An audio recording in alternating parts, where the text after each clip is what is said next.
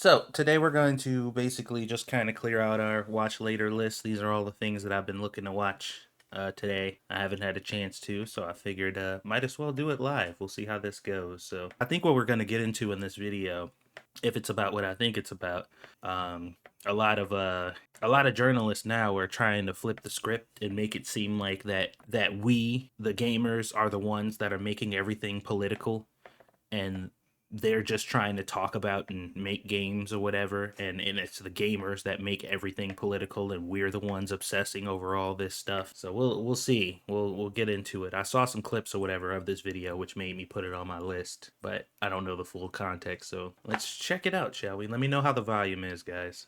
You know what the players love? Censorship, and being told that their opinions are less valuable than that of a moral, high-roading journalist. How's that? Can you guys hear that okay?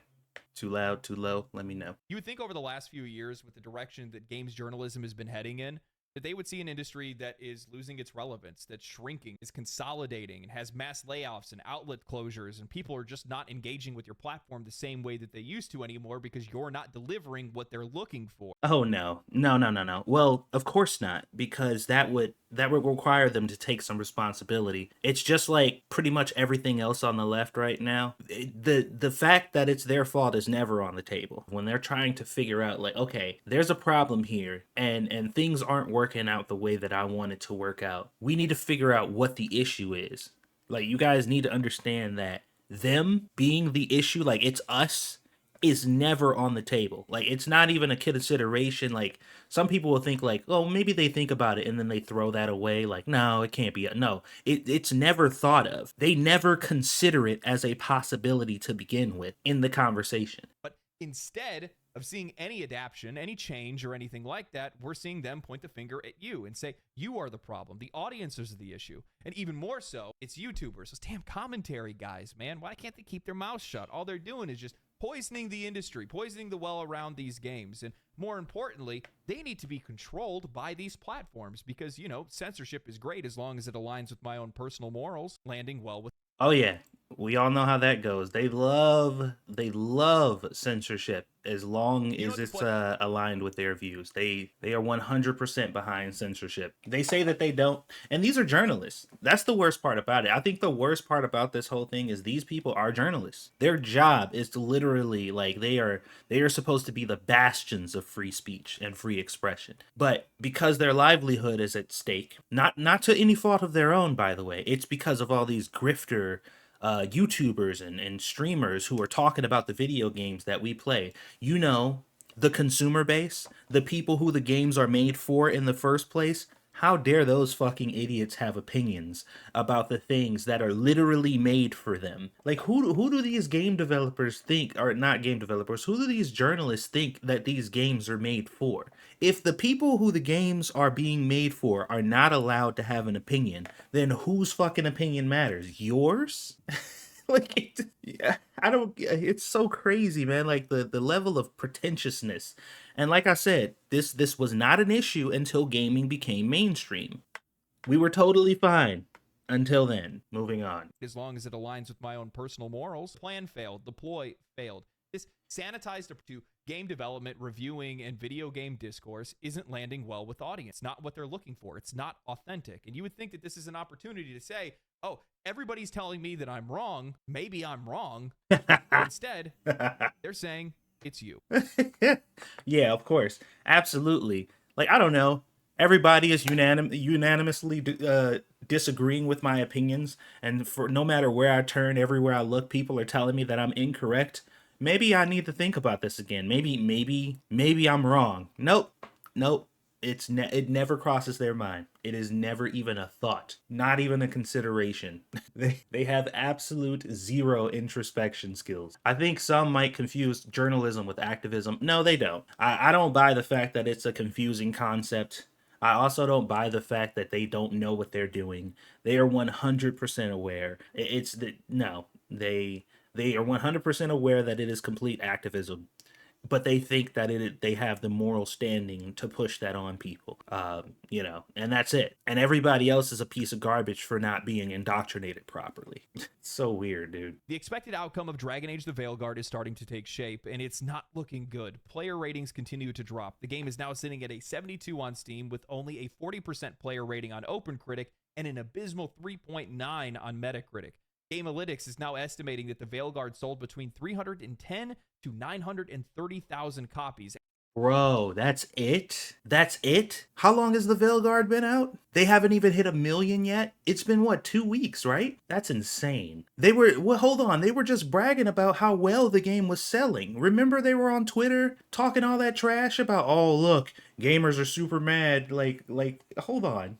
2 weeks, I think. Yeah, so it's been out at least 2 weeks, and they haven't even broke 1 million yet. That's bad. That's actually really bad for this type of AAA game. But they were convincing us. They were trying to convince us that it was good, that they were doing fine. Apparently they thought we were stupid enough to fall for that. Okay, let's get back into it. It's averaging at around 621,000 copies sold, a clear sign that this game did not land well with audiences. While some people enjoy the game, and I'll admit that the game has some redeeming qualities, that might not be enough to be able to turn a profit or meet EA's expectation. What this means for BioWare or the future of Mass Effect 5, it's hard to say. However, it is worth remembering that EA shut down Ascendant Studios after Immortals of Avium flopped, a game with a lot of writing and themes that bear some resemblance to the Veilguard. Immortals only sold 50,000 copies despite its $125 million budget. Yeesh, good lord, man.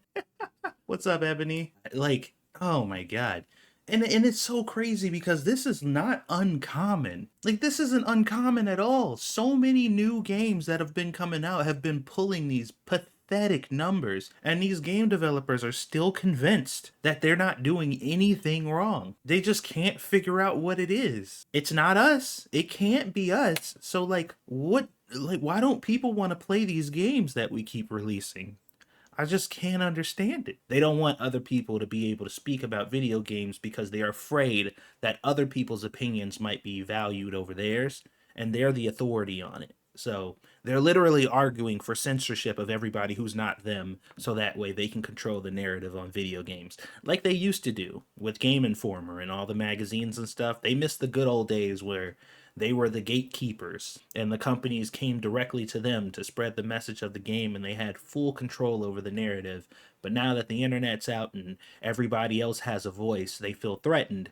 So they're just like, it really sucks now that everybody else has a chance to actually speak about what they think. We much prefer when we were the only ones who could. Yeah, it's awesome.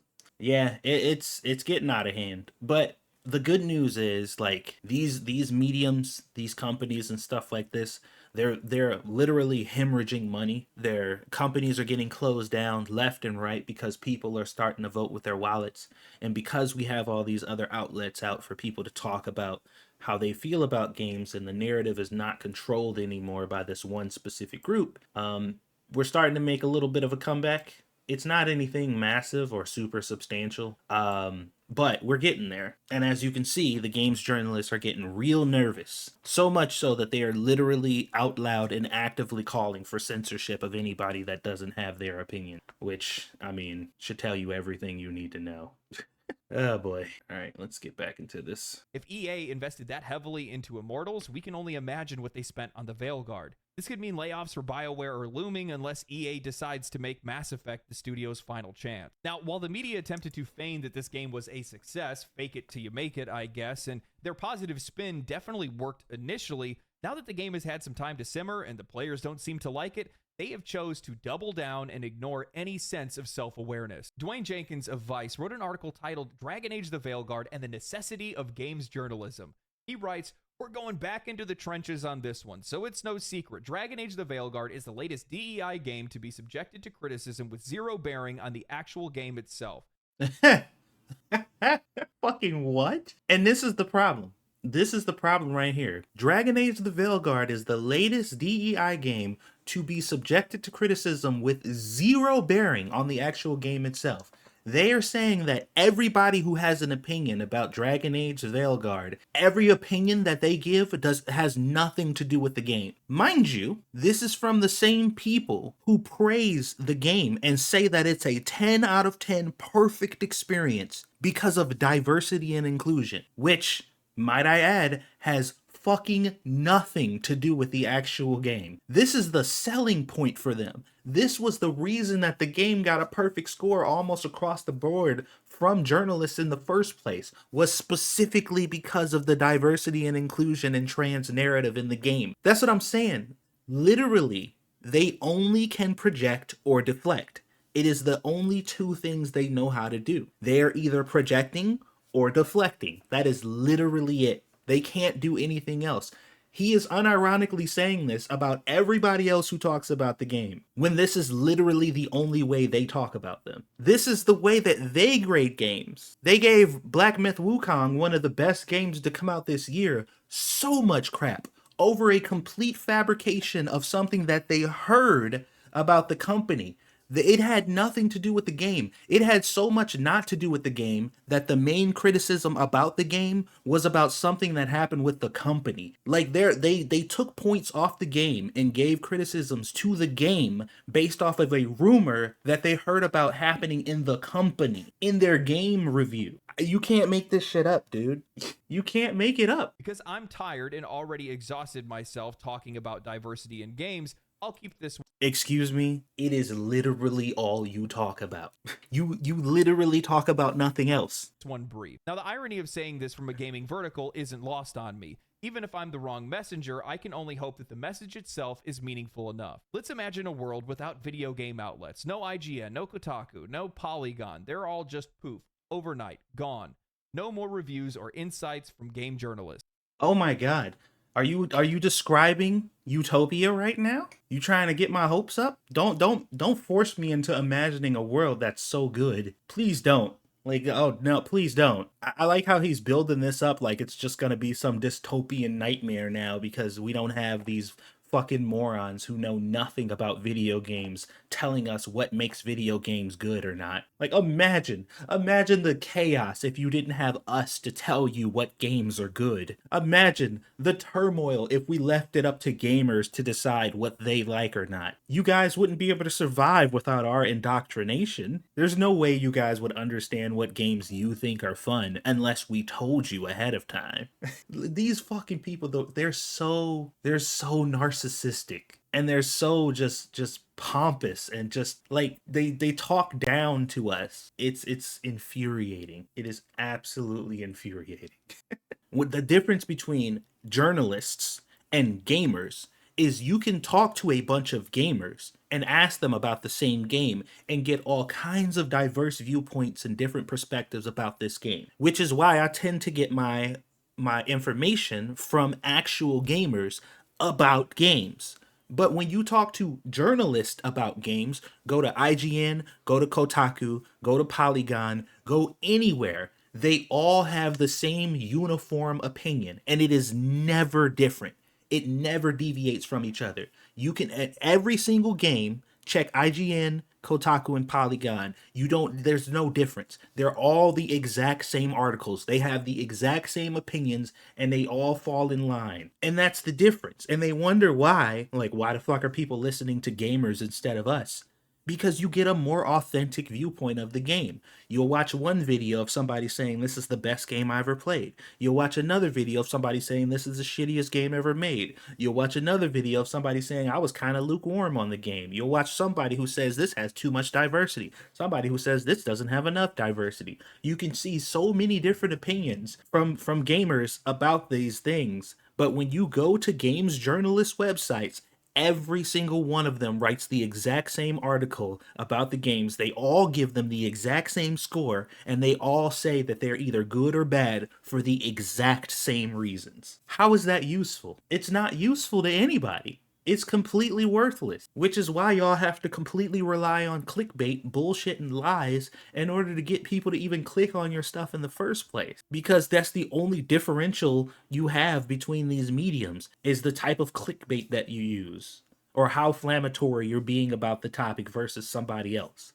That's it. Ah, boy, Jesus. You know what that leaves you with to gauge how good a game is? Censoring on Metacritic has gotten completely out of hand. Not a smart move if you want to stay relevant, aka in business, because of this whole NWO Great Reset woke psyop has failed.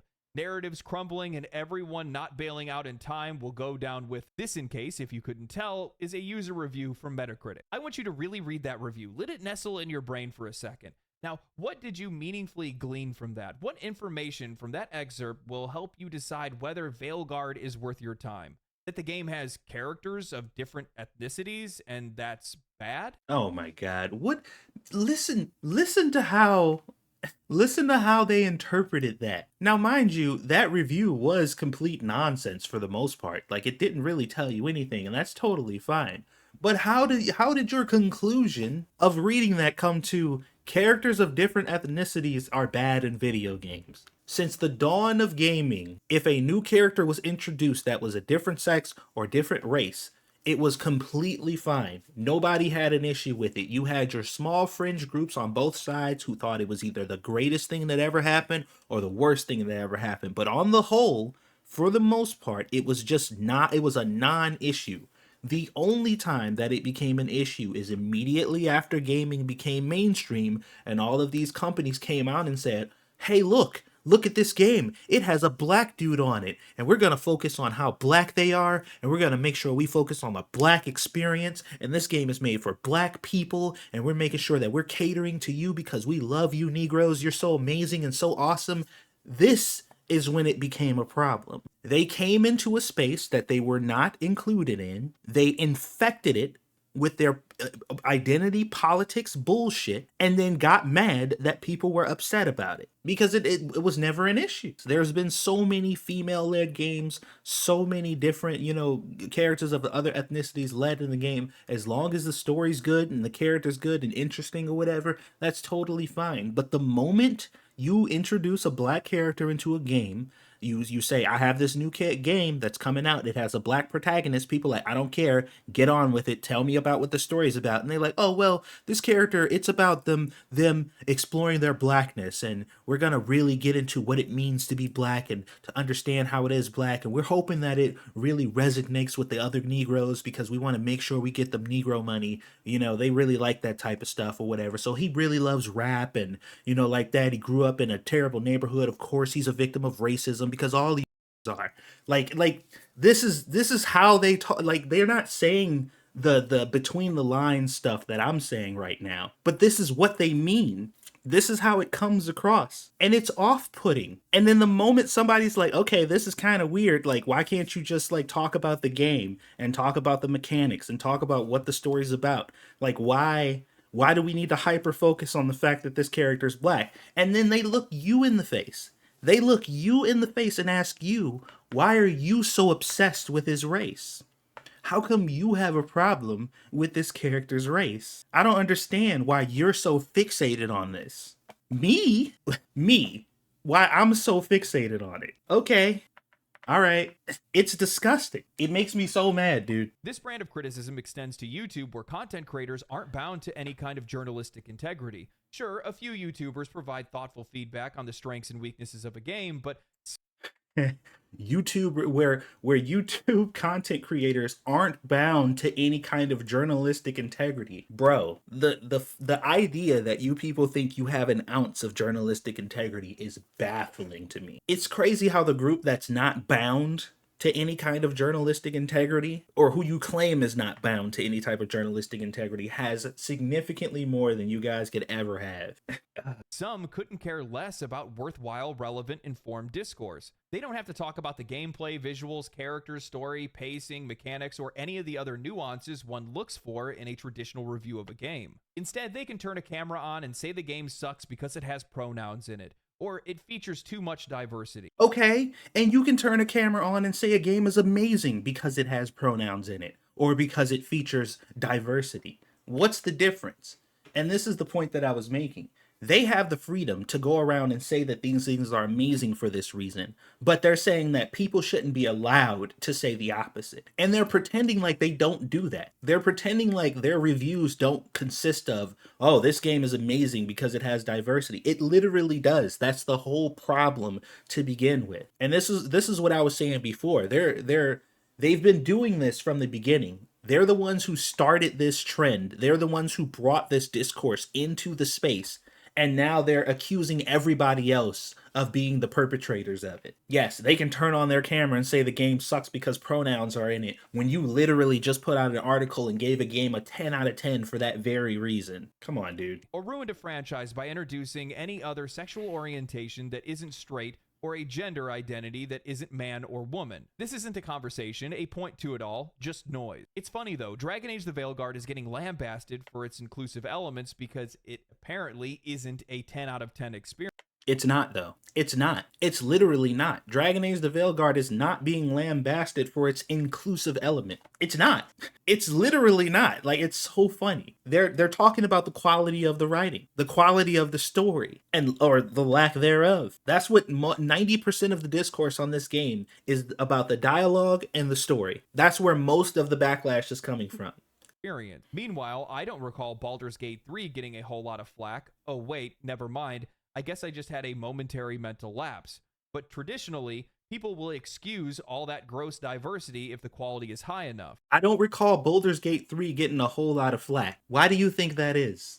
Do you think this person ever stopped to think about why that is? We know the answer to the question. We all know the answer to the question. But why do you think they've never stopped to investigate why that could be? Because there has to be a reason for it, right? Why on earth would a game that probably arguably has more of that stuff in it not get as much flack? Because he claims the game was a 10 out of 10 experience, so that excuses everything? Because no, that's not the case. And even if that was the case, it works against the narrative that he's trying to put forward. It still doesn't work even if he's correct. But true to form, that bar is only cleared once perfection is agreed upon.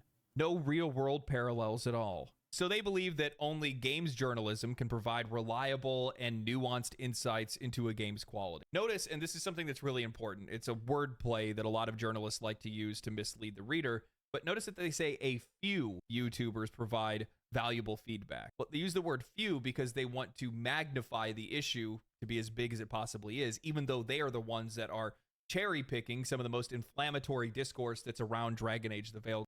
Yeah, that's another really good point. As you can see, the focus of this piece is to demonize anybody who's not the mainstream media. That's the whole goal here. They want to demonize and they minimize the amount of people. There's tons of voices. As a matter of fact, significantly more voices that are generally neutral on the new games and stuff that are coming out than the outliers or the people who they claim to be extremists that they decide to single out. And you know they only listen to the extremists. They're not watching fucking 200 subscriber Jack over on whatever talking about his experience with the Veilguard. They don't give a shit about what he has to say. They don't care. They're only listening to the people who help them either push the narrative or prove some whatever point that they're trying to prove. They don't care about the opinions of actual gamers. See how that works? They're making something seem like it's a bigger issue than it actually is. Imagine a world without IGN, Kotaku, Polygon, and PC Gamer or sounds good to me. Eurogamer. Yeah, I can. It would be players that are actually going off of the opinions of other players, people that are actually playing the game that likely have the same kind of perspective or taste that they do. Yeah, exactly. But here's the thing too. Like, obviously players, like gamers, can still be biased too. Like there's plenty of gamers out there who are pushing the narrative, who are talking about the game is also good for diversity, or there are plenty of gamers out there who literally see a black person in a game and be like, oh my god, this game is woke. You know what I mean? Like it's not like they don't exist. And I really want to make sure that I drive home the point that I'm not saying that these people don't exist. They're a minority. They're not the majority. These people do exist. You have some people out there who literally see a game, they know nothing about it, they see the trailer, black character, they're like, oh my god, another woke game. They exist. It's not like they're not real. But the problem is, when game developers, or not game developers, when these journalists see people like that, what they tend to do is they take that one example of that one person who said that one thing. He has 2 subscribers and he put a Twitter post up one time and he has 5 followers and his Twitter post got 2 likes. And they're just like, this is what the entire like every single person who has anything negative about the game to say, this is the type of stuff that they think about it. And they use that as ammunition. They'll say this represents the entirety of everybody who has any dissent. And they muddy the waters for anybody else who has any other criticisms, because they start saying stuff like, well, if you have any problem with the game, if you think that this game is not a 10 out of 10, you hate diversity, you hate black people, you hate women, and that's just it. And if you see anybody who criticizes this game for any reason, I don't care how small the criticism is, they're a racist, they're a sexist, they just hate everything that we're fighting for.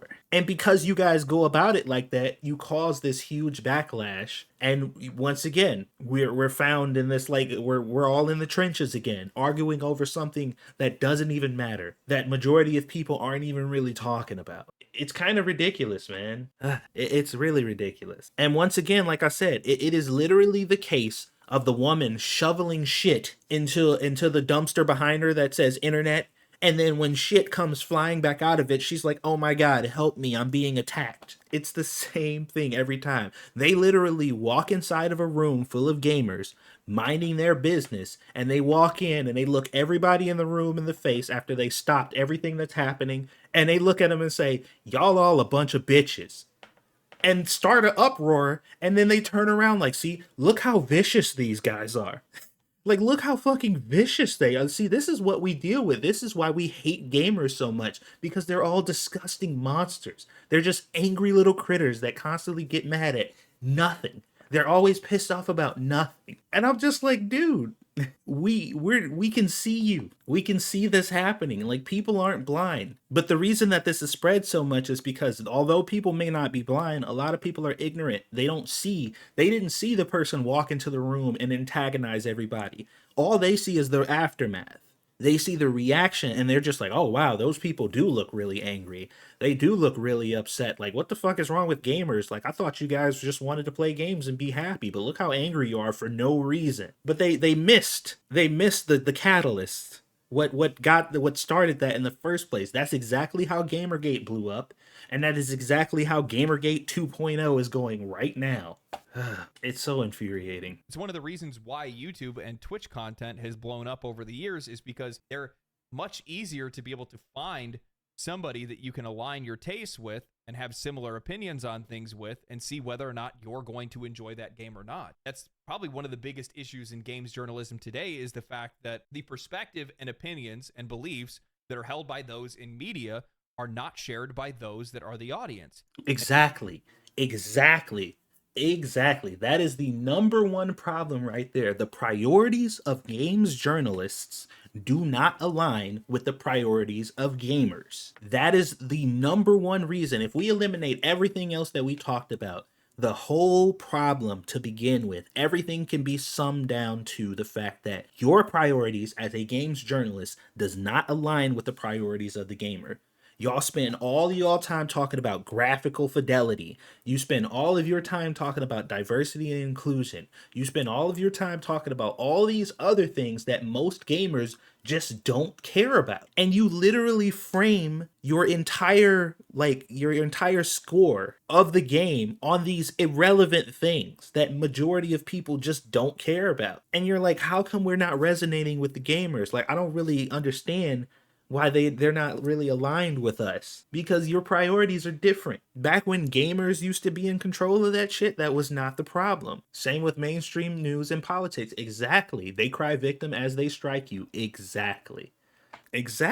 And as such, it's leading to a conflict. We don't see eye to eye anymore, and because of that, they don't want to pay attention to you for your opinion. They feel that a lot of these folks on YouTube and Twitch are a lot more genuine and less compromised, and in fact, they are less compromised. They can be. Let's make sure that is a distinction. It's not that they are inherently, because we have the advantage of numbers. You know what I mean? Like, because to be clear, the people who are these games journalists, right? The people who write these articles and stuff like that, They're just regular people just like us. They just have this false sense of superiority because of the titles that they hold. But they're just regular dudes. That dude, the person who wrote this article, is no different than the person who has 3 viewers on YouTube putting out their opinion. It's 2 people, 2 human beings putting out their opinion. The only difference is one feels like they have been anointed to this higher level of just like intellect, and they just have a moral authority to be able to speak on this more than other people. But it's just another fucking dude. And both parties, like I said, are prone to extremism. Both parties are prone to missing the plot. Both parties are prone to financial incentive, to pushing a narrative. Like, it's not like it's one or the other. They're both susceptible to that. The only difference is there's a handful of journalists and developers who all kind of think the same and are pushing the same narrative, and then there's a significantly larger batch of just regular people who are talking about this stuff. So we have the advantage of numbers, which means we have a bit more diversity. There's a lot more complexity and diversity because there's a whole bunch more people on our side than theirs. We outnumber them thousands to 1. I mean, the writer themselves says they're going into the trenches. They view this as a battle line, like they're going into war. They view this as a war that they're in. They even go as far as saying, even if I'm not the right messenger, I just hope that the message is meaningful enough. Well, that's the problem. How do you lack the self-awareness to realize that you're magnifying an issue that's not even there to begin with? Not just magnifying it. They're not just magnifying it. They're creating it. They are the origin point of this entire controversy. Like, it's not just like they're taking like a small kind of isolated thing. No, they created the problem, and now they're pretending like they're just a victim of it, or they're just observing it from the outside. And really what it is at the end of the day, you're not good at delivering whatever your message is, or I don't know, maybe the players aren't bigots. Maybe they might be tired of hearing the same message. Yeah. Now, I want you guys to keep in mind that players and YouTubers are the ones that are creating this toxic echo chamber. Games journalism is the most important, insightful, and truthful, as Nathan Grayson of Aftermath writes an article titled, "The Dragon Age Review Controversy Shows Just How Much YouTube and Twitter Have Poisoned Video Game Discourse." You see what I mean? Do you see what I mean? YouTube and Twitter have poisoned the video game discourse. This is exactly what I'm talking about. YouTube and Twitter have poisoned the video game discourse. Not us. Not us who walked inside of a room full of gamers who were enjoying themselves and said, hey, all of y'all are a bunch of racist pieces of garbage and you all need to change your opinions and the way that you think about games in order to be more inclusive or to be better to everybody else. It's not you when before people were just enjoying games for the graphics. They were enjoying games for the game mechanics. They were enjoying games for the story and the characters and all that stuff. You who walked into the room and said, hey, here's a black character that we're adding to this game. You better love everything about them or you're a piece of garbage. And it's like, well, what are they about?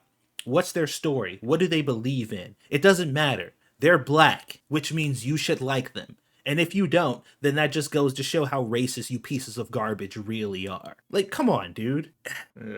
Pure projection. 100% pure, concentrated projection.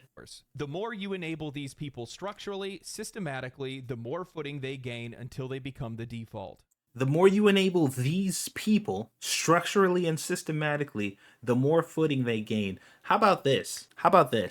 In a free speech environment, whenever everybody's voices are allowed to be heard, how about the voices that people tend to resonate with and move towards are the voices that are accepted? And it's not about enabling them or systematically providing a structure for them. How about it's just the fact that these are the opinions that seem to be the most popular, and everybody has autonomy to be able to move towards those and resonate with those opinions. But this is the fundamental problem with games journalists, is they believe that you are too stupid to make the decision on your own.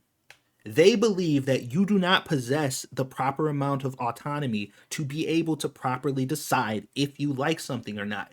You're not smart enough. So you need us to tell you that this is good. because you're too dumb to understand it on your own. This is why they use stuff like, if you enable these people structurally or systematically more footing, like this is why they use terms like that, because they believe that all it takes for you to have an opinion on something is for somebody to walk inside of a room and tell you that you have that opinion. And that's it. You just believe it. That's how they think it works. That's how stupid they think you are. So like, if you made a video about how eating dirt is now the greatest thing to do, they don't think you have the mental capacity to be like, no, dirt is gross. Like, I just, you can't convince me that eating dirt is good. Like, there's no way you can convince me of that. They think that just because a person walked in and said that, you're going to believe it because you're just that stupid and easily manipulated.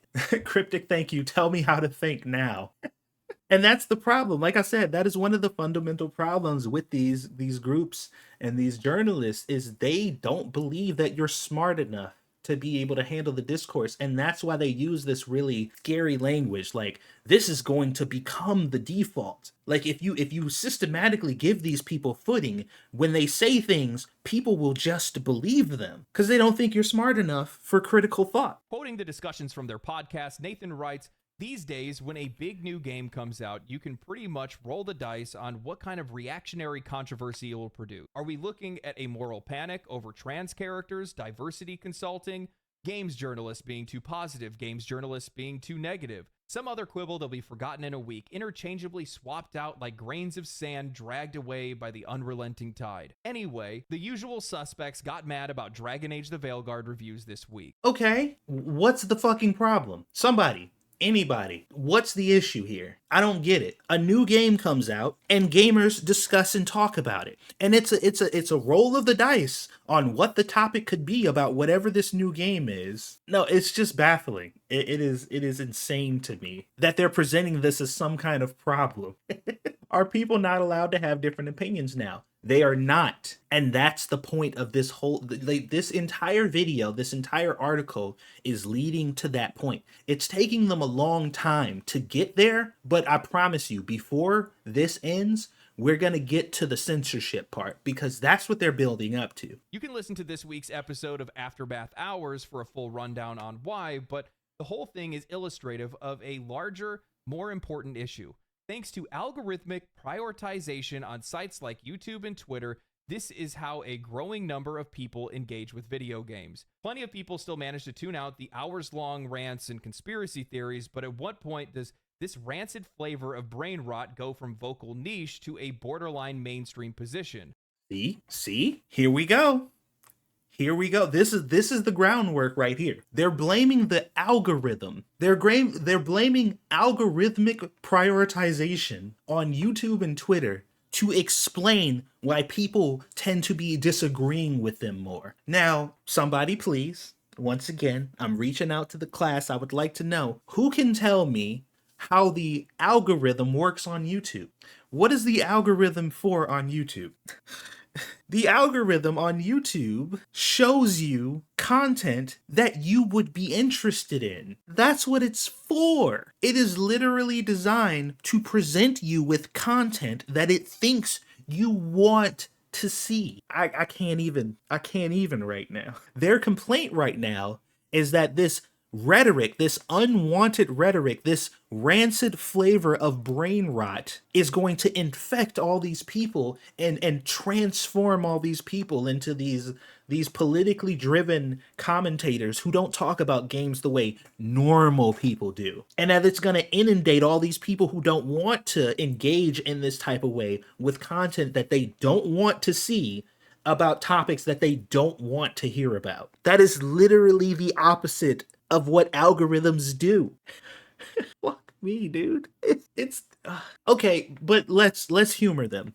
Let's humor them for a second and say that this is true, that the algorithm on YouTube is purposely infecting all these people with this new rancid flavor of brain rot and changing all of their opinions to the vocal niche and magically transforming that into a borderline mainstream position. Why would that be a problem? Why would that be an issue? How is that a problem on a free speech platform, like on a platform that enables all voices and allows you to see the things that you want to see and engage with the content you want to engage with, how would it be an issue that a common opinion is now a mainstream or borderline mainstream opinion because it's not yours? Interesting. So this is the foundation. We're getting there. We're inching our way around to the censorship. We're almost there. Just give it a second. We're getting there.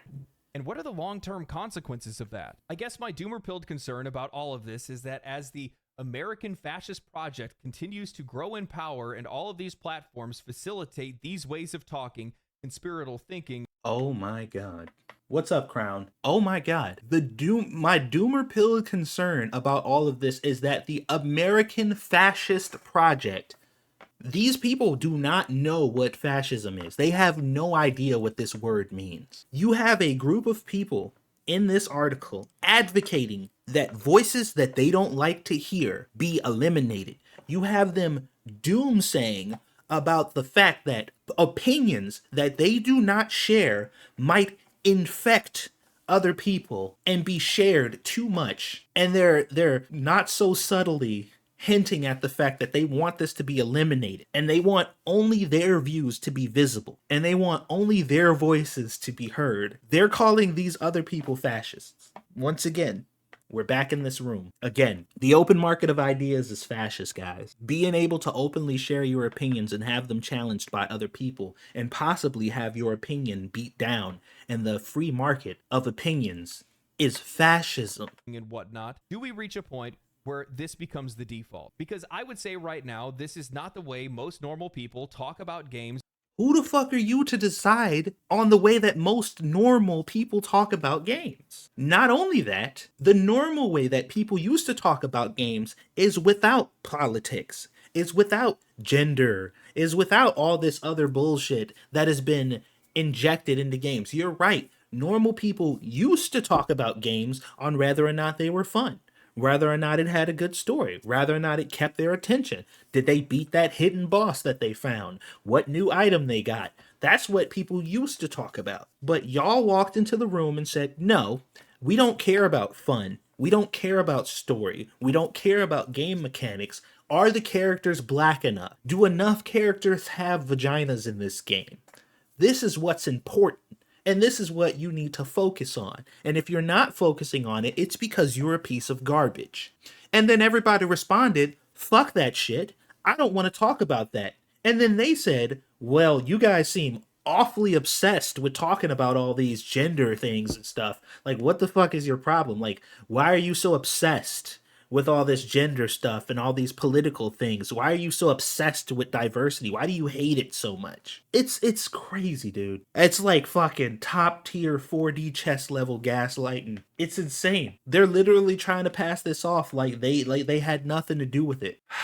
Or engage with them. A lot of people, as we've seen based on Dragon Age's Steam numbers right now, saw the game, thought it looked cool, bought it, and are now playing it. If you look at and guess what? They all had opinions on it too. They all had opinions on it too. Some of them went to social media. Some of them are making YouTube videos about it, but they all had opinions on it too. What are their opinions? You don't give a fuck, do you? Of course you don't. Asmongold's most viewed video on all of this, it has around 1 million views. 1 million sounds like a lot, but this game will probably be bought by north of 10 million people. Excuse me? Bro, this motherfucker is on another plane of existence. He thinks that this game is going to sell 10 million copies. The game that's been oh my god. BioWare is one of the most reputable gaming companies out there who have made some of the most iconic franchises that we know today. They just released their newest addition to one of the most beloved franchises that they have. It's been out for 2 weeks and they can barely break 1 million sales. This person thinks that this game is going to sell 10 million copies. Once again, I said it before, there is a fundamental difference between what gamers seem to think is reality and care about and what games journalists seem to think is reality and care about. You are so unbelievably out of touch that you think a game that couldn't break 1 million in 2 weeks being the massive franchise that it is, that it's going to sell 10 million copies. And you are also so out of touch that you think that one YouTube video from one YouTuber that got over 1 million views is not a good enough test to gauge what the overall sentiment for a game is. From a games journalist company that can barely get any views. You drop articles and it may be seen by 20,000 people max. And you're looking at 1 million views on a video of a top streamer who has been like super involved in the gaming scene and has a massive reach. You're gonna scoff at 1 million views when nobody watches your content? The fucking nerve. The audacity. Please hit that like button, guys. If you have not hit that like button yet, please do so. And also, if you don't like this video, if you think that it's annoying, you really don't actually like my rants, you can treat the like button as a dislike button too. It's the same thing. I don't understand the outcry about that studio, which has had a track record for progressive leanings. Well, here's the thing though. The major difference is when games, because there's this argument that people put out there's like, oh, games are getting so political right now. And then you'll have somebody say something like, well, games have always had political messages and stuff in them. And that is true. But the difference is before, when a game came out that had some kind of underlining political message or whatever, you had to play the game to see that message. And as you played through the game, that message made itself clear through the story, the dialogue, and the characters. And eventually, as you played the game, you're like, wait a minute, this game is kind of a commentary on this thing. And you came to that conclusion through experiencing the game. That is not the way a lot of politically based or commentary based games are put out right now. The way that they're done now is they come out of the gate before the game is even out and they beat the concept of what the game is about into you ahead of time. This game is about black people. This game is about trans rights. This game is about female empowerment. And we wanted to really emphasize the power of women and how strong they are and how men need to be put down and women, that's how they present the game to you. This is their selling point as to why you should buy this game, because of these things, because of our political leanings, or because of the message that we want to beat into your ignorant head because you don't know any better. So please come and play this game so we can educate you on how not to be a piece of garbage. That is not how you sell things to people. It's just not. It's not a way to sell a game, because we don't give a fuck about your political leanings. We don't care about your narrative. Explain to us why the game is fun. Explain to us why we should play your game that has nothing to do with that extra bullshit, and then we'll get indoctrinated with your agenda when we buy the game. But don't come out of the gate with your obvious agenda and then tell us if we don't buy it before the game even comes out that we're bigots. That doesn't work. It hasn't been working. Companies are literally being shut down left and right because these games are not selling. Moving on. So it's a fraction. And even then, a lot of people who watched that video were probably never going to buy the game anyway. So it's not negligible exactly, but it's still a niche. But as these things continue to have relatively convenient on-ramps, like searching Dragon Age on YouTube and getting pulled down this rabbit hole, do we reach a point where this is the prominent mode of discussion around games? See, and this is what I'm saying. What is the problem with going to YouTube, typing in Dragon Age, and getting videos about gamers talking about Dragon Age? Why is this such a threat to you? How could you look at something so simplistic and mundane, something that's so normal and just, well, no shit, and find a problem with it? Because they're presenting that like it's an inherent issue. As these things continue, to have relatively convenient on-ramps like searching Dragon Age on YouTube and getting pulled down this rabbit hole, once again, they're treating you like children. The idea that you click on a video that you might be interested in that has a topic that they might disagree with is you being pulled down a rabbit hole so you can be indoctrinated into thinking that a game is good or bad because of what somebody told you, is them admitting that they think that you're so stupid that you don't know better, that you can't know better. And they miss the good old days when they used to release a magazine that only they had access to, where they only had access to the narrative, and they put whatever they thought into that magazine and you read it. They thought that was powerful enough to just make you go buy a game. And in many ways, like if we're going to think about it as a whole and as an overall, People can be influenced into buying things all the time. People can be influenced into thinking things. I'm not saying that this is not possible, and I'm not saying that some people aren't easily influenced, but it is the insinuation that just the fact that you hear an opinion that might be opposing is enough to automatically shift you to the evil side, to the side of brain rot. It's insulting. It's insulting. Inmates taking over the asylum or whatever. Is that where we're headed? Because we've seen this in American politics. The more you enable these people structurally or systematically, the more footing they gain until they become the default. See? So now they're talking about American politics, which we all know ties to the election. Once again, the election results to any sane person would prove whatever viewpoint that you thought was the norm is no longer the norm anymore. Like, that should have told you that, because not only did Donald Trump win, but he swept them. I mean, completely cleaned them out. Like, everything. The transition of power has transferred over across the board. You lost the popular vote, you lost the House, you lost the Senate, you lost everything in one fell swoop. And in their minds, what happened was the viewpoints of those people, these other people, were structurally and systematically pushed. And that's why they won. But that's not really the case. All these normal people that they're talking about, like, the normal people don't usually talk about this like that. What happened is all those normal people who typically don't pay attention to politics, they typically don't pay attention to the fringes or the extremes, and if you were to explain to them that this stuff was happening, they would have no fucking idea what you're talking about. Once those people started paying attention and actually looking around and seeing what was going on, who was not filtered by the extremist views of both the right and the left, once they saw they're looking with more objective eyes than either side, so all they're looking for is the reality of the situation and why they can't afford groceries, why they can't afford gas, why it's harder for them to live, why they can't get a house. They're looking for actual answers, and when they go look for those answers, they find them. The problem is these people were not looking for the answers before because they were generally unaffected by what was going on in the world.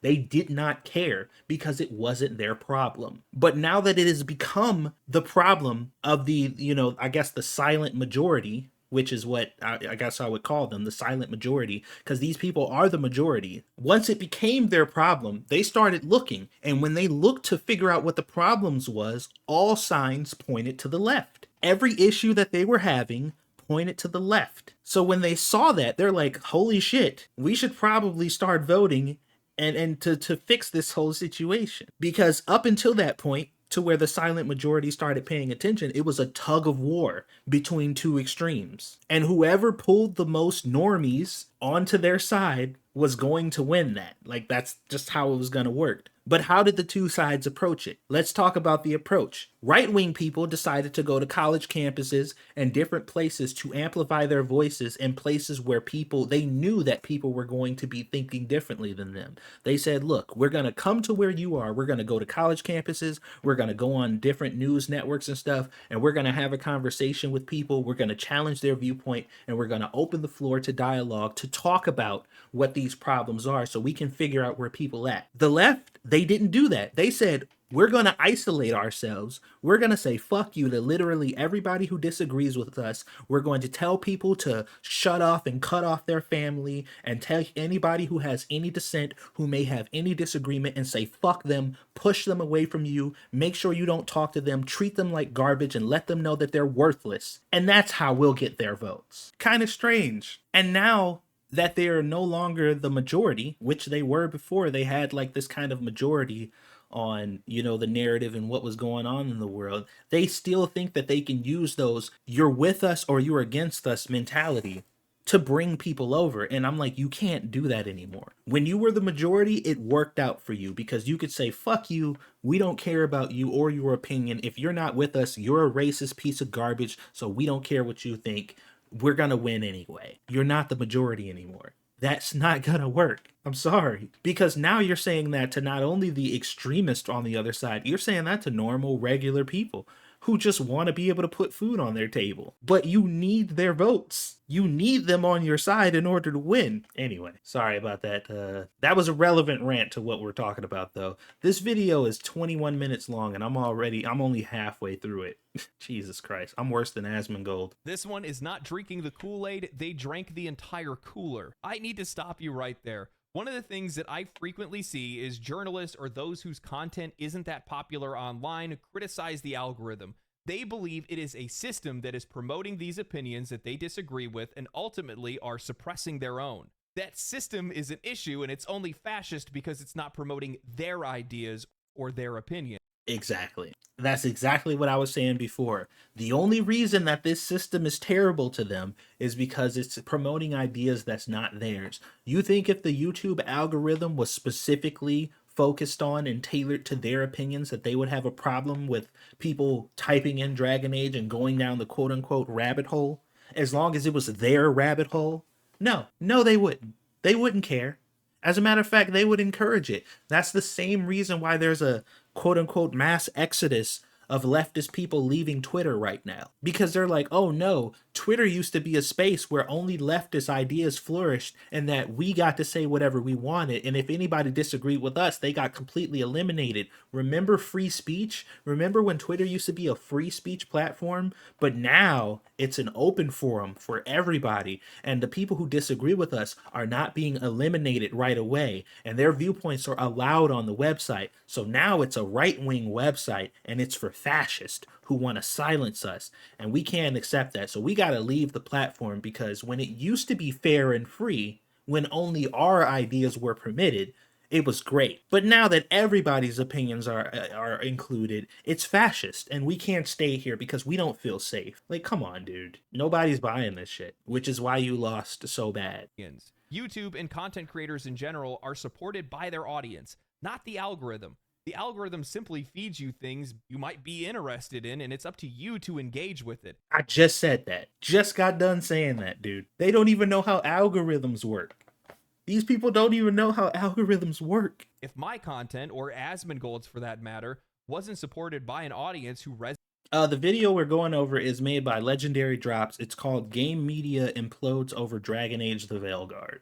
That's what we're watching right now. I had a couple videos that I wanted to go over, but this video is taking a bit longer than I expected. Resonates with our opinions or our discussions, then it wouldn't be seen. If it wasn't the most popular opinion that was held, then it wouldn't swallow the opposing opinion in the algorithm, and those videos would be served above ours. Content creators and YouTube don't create a bias, they confirm it. Going on to talk. Oh boy. He could not have said that better. He could not have worded that better. Hold on. Let's go back. Listen to that again.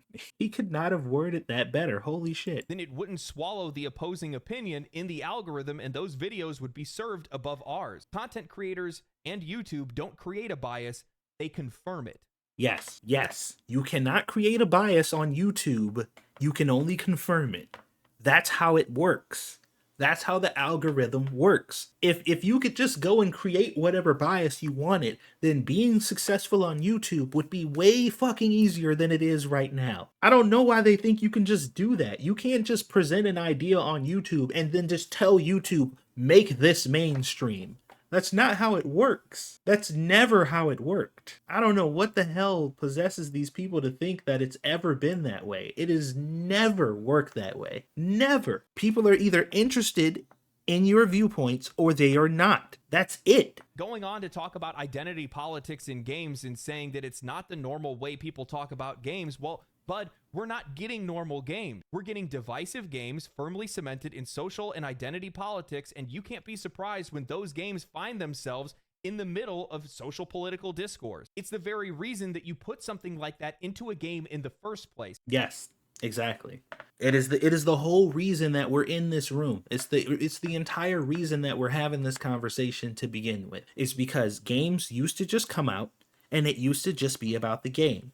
But once all these fucking people showed up out of nowhere and started releasing games based on sex, gender, and race and ethnicity and all this other bullshit, it created a conversation around those topics. And because you have walked into the room and created an environment where these things are being talked about actively, because that's the way the games are being presented to us, you cannot sit there and fucking complain that that is the direction that the discourse is going in. It doesn't make any sense. It don't make any sense. Like, of course that's the direction it's going in, because that is the way video games are presented to us right now. By its very nature, it is subversive.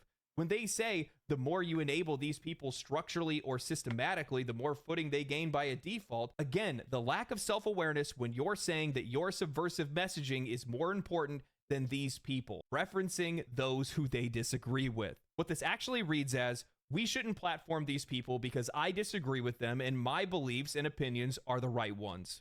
Exactly. Exactly. And here we are, circled back around to the censorship. This is the problem that they have. Their issue is that other people are able to speak on these topics that they had an authority on before, that they had the monopoly on before, and they don't like the fact that these people are pushing opinions that's not theirs. These journalists literally are supposed to be the warriors for free speech and free expression and allowing people to be able to talk and to discuss these things, are directly advocating for the censorship of any view that isn't their own. You know, from my perspective, all this is the high school nerd that's jealous of the high school quarterback and them being more popular than them. If it was only the other way around, everybody would totally respect me, but they just don't understand. This is literally just nothing but bitterness over the fact that people are going elsewhere for their opinions. Yep. Because it's not traditional media anymore. That's not what people are interested in. Instead, what they want to do is they want to look to people that they can relate to, people that they feel like their tastes and their opinions and their perspectives align with, because, well, they're more likely to steer them in the right direction. They don't. Yeah, well, more likely, yes, but you can still be steered in the wrong direction from those people too. But once again, like, it's common knowledge right now. Everybody knows that access journalism exists, right? Like, we're all completely aware that access journalism exists.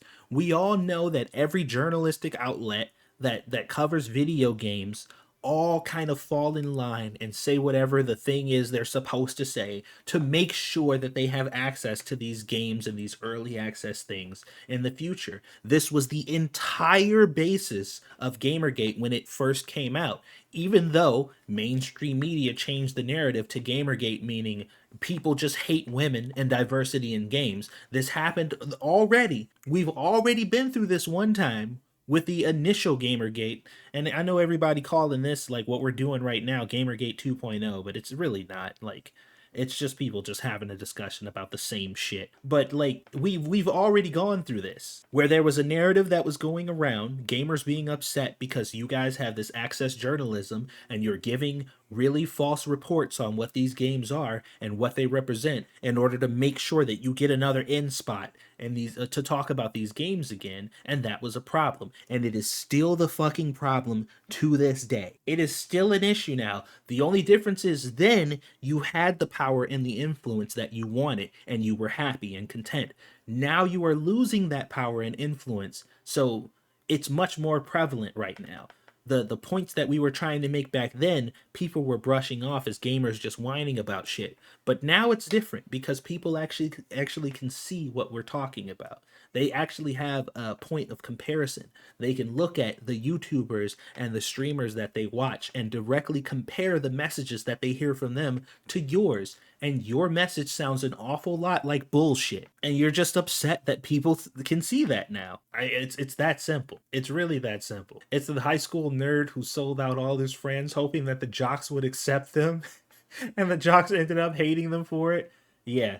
Yeah. And that's the thing too. Like, these people will sacrifice anything. They will sacrifice anybody and anything to get what they want because they don't have any integrity. This journalistic integrity that they feel like they have a monopoly on is literally non-existent for them. They don't have it. They're talking about the differential between them and YouTubers and streamers is that they hold the mantle for journalistic integrity, so you know that everything we say is going to be true. Also, we refuse to say bad things about certain games so we can guarantee ourselves to be able to talk about them next time. But we're totally trustworthy. Don't worry. We're totally trustworthy. Also, we exclusively focus on arbitrary things that you don't care about and tell you that that's the reason why games are good or not. But don't worry, you can totally trust us. We 100% have your better interest in mind. Also, whenever we talk about games and gamers, we make sure that we emphasize how much we hate gamers and how much you guys are scum because you don't align with our views.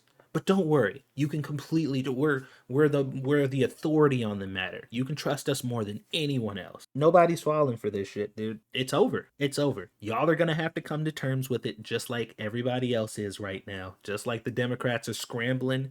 You got all these Democratic outlets talking about how they need to now start embracing right-wing voices. You got all these different people. Alexandria Ocasio-Cortez took the pronouns off of her account, and she's actively talking about the fact that people don't like to be lied to, that people don't like fake performative crap. Like MSNBC is on the brink of being sold. You got these people talking about how they want to resonate now with their viewers a little more, and they're talking about bringing on more conservative viewpoints to balance things out now because now they care about that all of a sudden. Like, come on, we're watching all this stuff happen. All right, well, okay. Well, actually, hold on, because we need to get to the point here. I want to see when the real censorship narrative actually comes up. The writer continues the podcast transcript saying, I think an important thing to remember is we work in video games, and we work directly with people that know as much about video games as possible and as much about the video game media ecosystem as possible. The people that follow us on social media, all they do is talk about video games all day. Our peers and colleagues and former colleagues, that's all we talk about. As a sample of the video game playing public, we are a tiny fraction of people. All my IRL friends will talk to me about is a Call of Duty game once a year. Everyone I play football with will talk about EA Sports FC once or twice a year to complain about it. They don't play Dragon Age. They don't know what it is. They barely know what Fortnite is. It's the same for everything. It's music, it's movies. People don't consume media about these things constantly on a daily basis. It's easy for us to lose track of that because we think everybody does, but everybody around us does. Yeah, but that's not, once again, anybody with common sense knows that already. Like, nobody is disillusioned that, see, the only people that are disillusioned about the fact that, oh, everybody cares about video games and the video game topics that we talk about. The only people who are disillusioned by that are the people who have been pretending that video games have been mainstream the entire time. Like, anybody who's been in the medium for a significant amount of time knows that most people don't care about video games. They already know that most people have a general distaste for video games. They already know that most people have negative opinions about people who play video games because we've been experiencing it this whole time.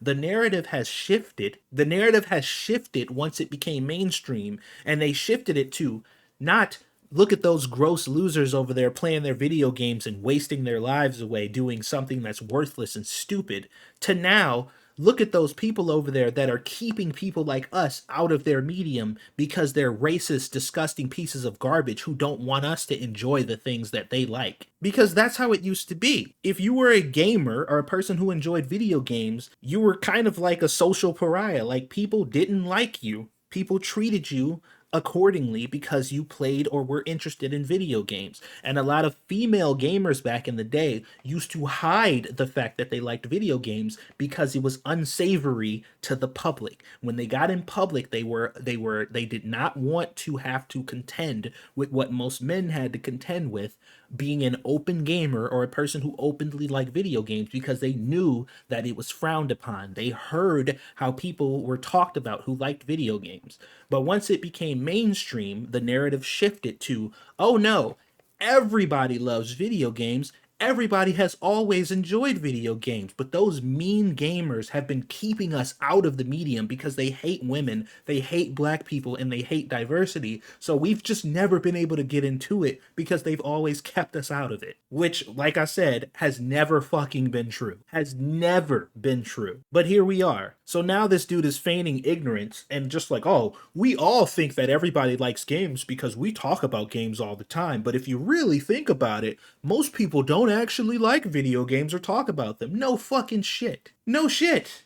This isn't news to anybody. But my experience with this stuff, because I make it my point to know as many people outside of games as possible to avoid a broken husk of a person, is that it's really important to get that perspective. It's Listen to this. I make it my point to know as many people outside of games as possible to avoid becoming a broken husk of a person. The fact that you are equating people who like and enjoy video games as a regular thing, as broken husks of people, proves my point. There has always been a negative viewpoint of people who consider themselves to be gamers. You wouldn't have even said that. You wouldn't have even said that you were trying to prioritize yourself to make sure that you're talking to as many people who don't play video games as possible, because you don't want to become one of those people. What are those people you're talking about? You mean the gamers who y'all been making fun of for years and decades? The people who you've been talking shit about and saying are the dregs of society, the fucking basement dweller neckbeard dudes that you've been talking shit about your whole life, but now that you decided to make some money off of games journalism because you thought it was an easy way to make some cash, now all of a sudden, like, the rhetoric is still the same. They're still talking about gamers as if they're this disgusting subspecies of human that they don't want to end up being like. So they make sure, even though they play video games, they gotta keep the company of people who don't, because they don't want to end up like those guys. Come on, man. Like, this shit is so fucking transparent. fucking video games. No one cares. Play a game you like or don't. You don't need to go online and talk about it for 18 hours a day or whatever. So people like Asmongold are out there making these videos, but like Nathan said, what's a video like that going to top out at? 1 million worldwide among English-speaking people? That's not shit. Nathan responds, right, there are well over 300 million people in the United States alone. Luke responds, right, and that doesn't include the English-speaking people in Europe or the rest. Why are they using Asmongold as the default standard of the amount of people? So, okay, there's like thousands of YouTubers that talk about video games. They looked at one creator on one video that they made with 1 million views, and they're like, that is the representation of the entire games community. Thousands of YouTubers, tons of them also have millions of subscribers, and tons of them have millions of views per video also. But they're looking at literally just one creator, Asmongold, looking at one video he made that had over 1 million views, and they're just like, ah, well, the sample size is super tiny, like, it's really not gonna make a difference.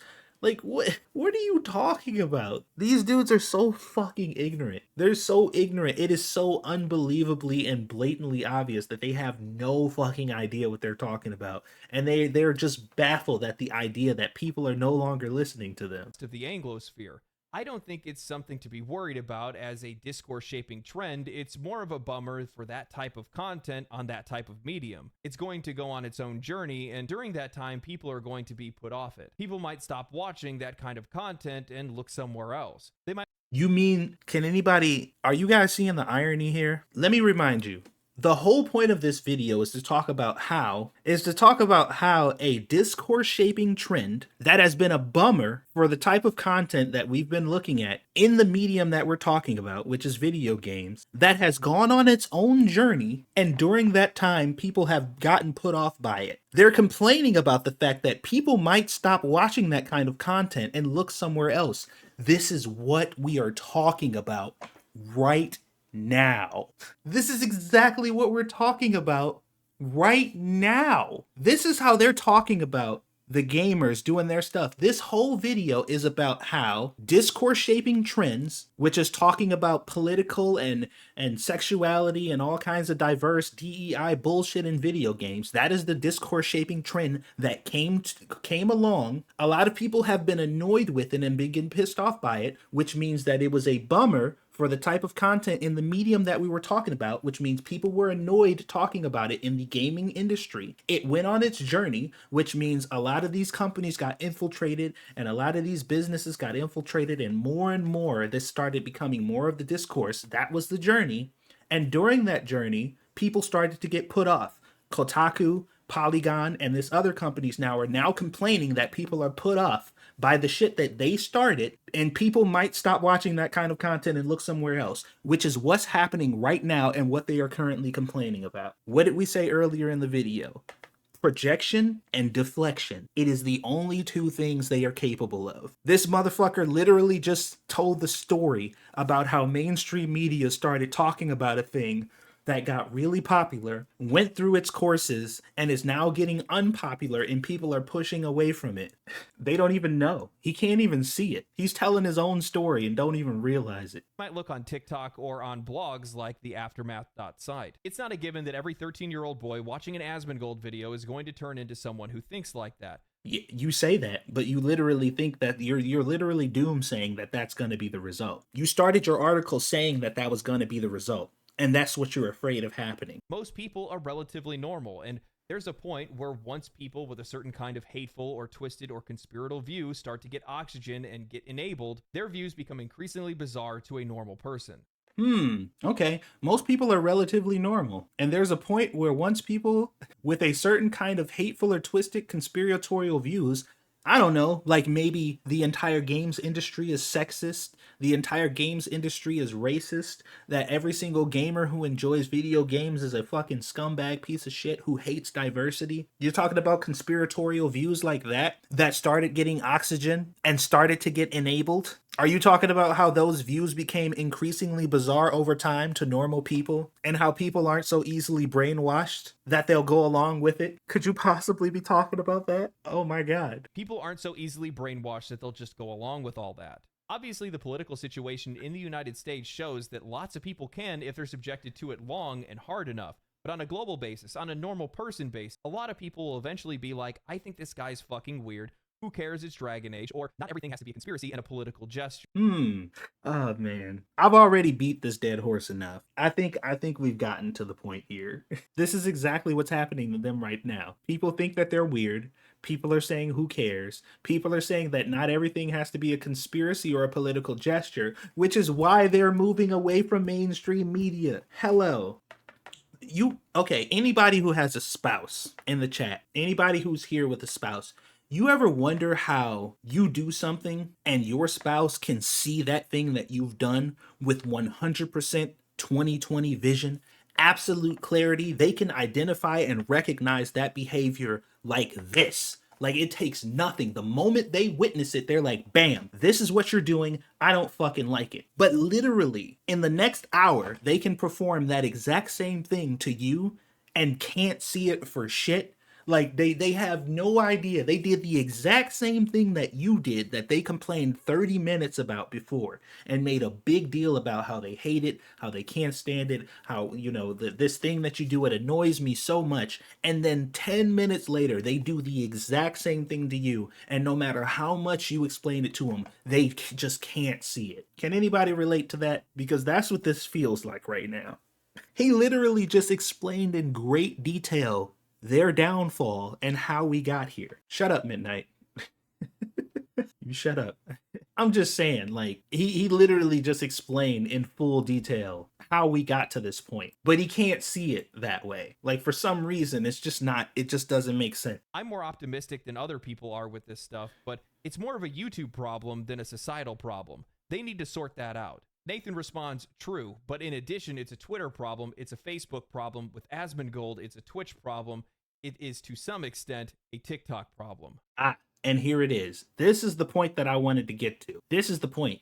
Because, once again, I need to remind you guys that we're talking about the opinions of people who enjoy a medium, right? The topic of discussion here, on its base level, is about the opinions that people have about video games. And what they're saying is, the fact that people have opinions that aren't theirs in these public spaces are the problems that YouTube, Twitch, Facebook, and Twitter need to sort out. Think about that for a second. That's what the conversation is about. That's what we're talking about. The fact that everybody has an open forum to have an opinion on the media that they consume. And they are saying this is a problem that YouTube, Twitch, Twitter, and Facebook need to sort out. And it's a problem that needs to be fixed. My God, nothing says I'm right like the call for censorship.